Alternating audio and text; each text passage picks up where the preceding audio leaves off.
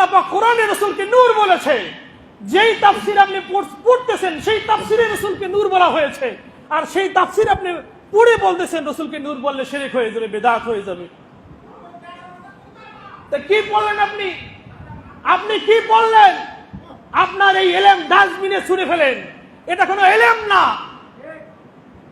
আপনি কিতাবে পড়ছেন আরেকটা, মুখে বুলি ছাড়ছেন আরেকটা, এটা কেমন? এটা তো মুনাফিকি হয়ে গেল। রাসূলের দুই কন্যাকে যে বিবাহ করেছে তার নাম হয়ে গেছে দুই নূরের মালিক। রাসূলের কন্যাকে নূর বলা হচ্ছে, কিন্তু সমস্যা এক জায়গায় রাসূলকে নূর বললেন। রাসূল যেই পাহাড়ের উপরে সময় কাটিয়েছেন সেই পাহাড়কে জাবালে নূর, নূরের পাহাড় বলতে আপত্তি নাই। রাসূল যেই শহরে হিজরত করেছেন সেটাকে নুরানি শহর বলতে আপত্তি নাই। আপত্তি এক জায়গায় রাসূলকে নূর বললেন।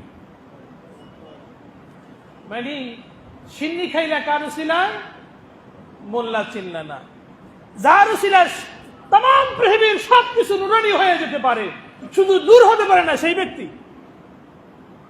মানে মানুষের বিবেক বুদ্ধি লোপ পেলে যে কেমন বোকা হতে পারে মানুষ, স্বাভাবিক জিনিস, কমন সেন্স ইউজ করলে এটা বোঝা যায়। দলিল তো আছেই, আল্লাহ পাক নিজেই বলেছেন লাকাদ জাআকুম মিনাল্লাহি নূরুন ওয়া কিতাবুম মুবিন, অবশ্যই তোমাদের কাছে আগমন করেছে নূর এবং সুস্পষ্ট কিতাব গ্রন্থ। এই নূরের তাফসীরে জালালাইন খুলে দেখেন। জালালাইন নামে কওমি মাদ্রাসায় একটা ক্লাসই আছে, যে ক্লাসে জালালাইন শরীফ পড়ানো হয়।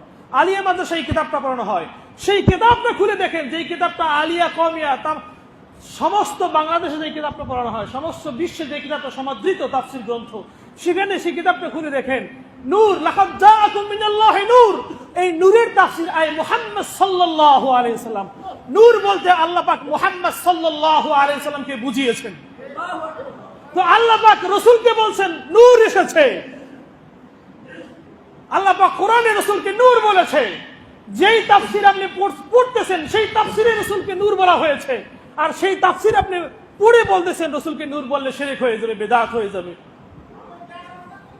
তা কি বললেন আপনি? আপনি কি বললেন?